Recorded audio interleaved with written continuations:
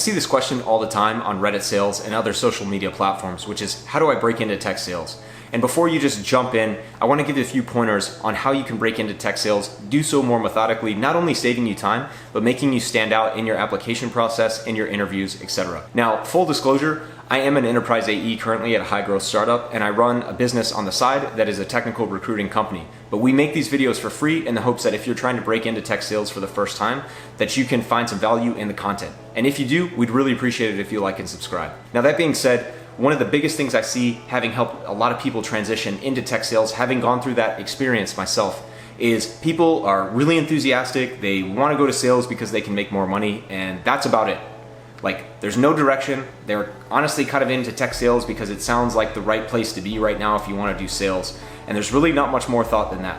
But it doesn't take a lot to actually narrow that in, narrow that focus, and communicate your desire to work not only in tech sales, but for the specific companies you're applying for. So as a starting point, if you haven't done any research, obviously it's on you to better understand what tech sales is.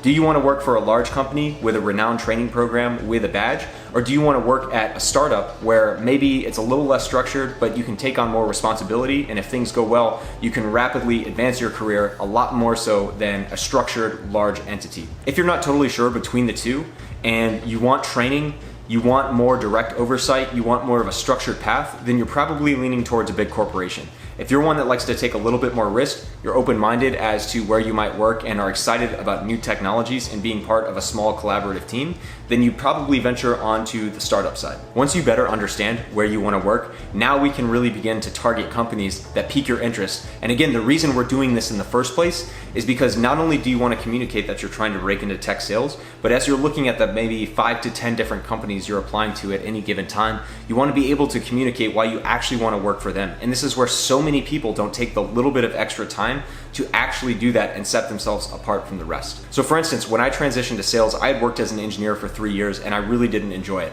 I started looking into med device sales and I started looking into tech sales. I narrowed in on a few different companies. On the med device side, I wanted the larger, more established companies because that was a totally new field for me. And on the tech side, I actually wanted to go startups because I had worked at a large company and wasn't particularly fond of it. As I got into those interview processes, I was able to mold my resumes, mold the stories about my background into why I wanted to work at a large med device company, while simultaneously communicating why I wanted to work at a small, growing startup. Ultimately, going through those interview processes, I quickly realized with the technical and customer-facing experience I had in the past, I would be much better equipped and have a much better chance of rapid success in tech sales because of my tech background. Like for instance, if you have sales experience but you don't have technical experience, understandably, you might be worried about that and that companies may not be excited about your inability to understand the tech. One, you can definitely learn what you need to learn about the tech without having to write code, without having to do all the ins and outs of the tech.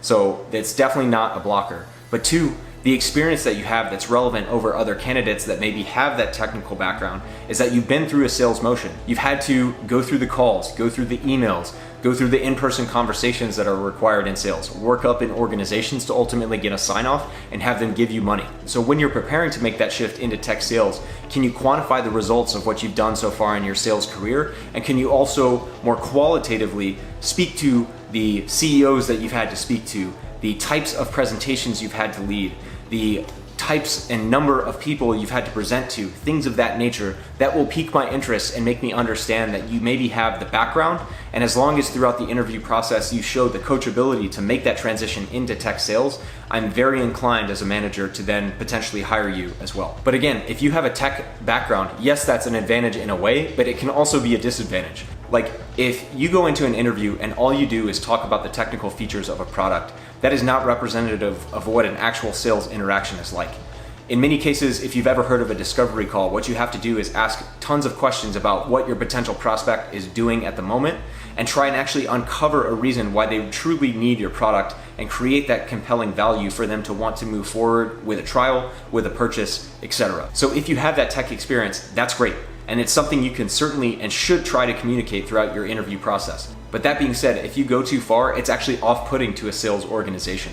So in your case, yes, study the tech, make sure you understand that, look at some customer success stories, but also better understand what sales is.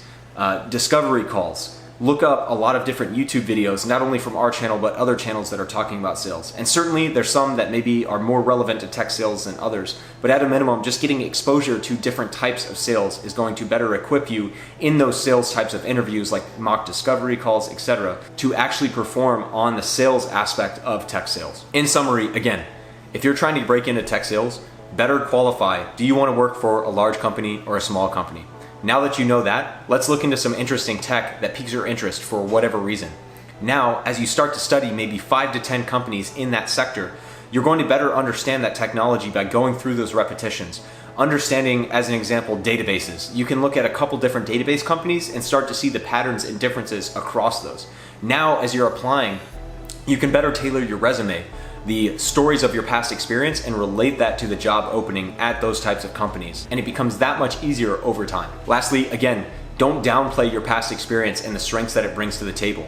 If you have sales experience, that's a very uncomfortable thing that someone who maybe has the technical experience but no sales experience is not used to and is going to struggle through a lot. So if you have that sales experience, that's great. Quantify your impact. How much did you sell? Did you overachieve quota? Did you win any awards, etc.? On the more qualitative side, can you speak to how you had to work your way up within an organization? Did you have to present in front of a large crowd in person?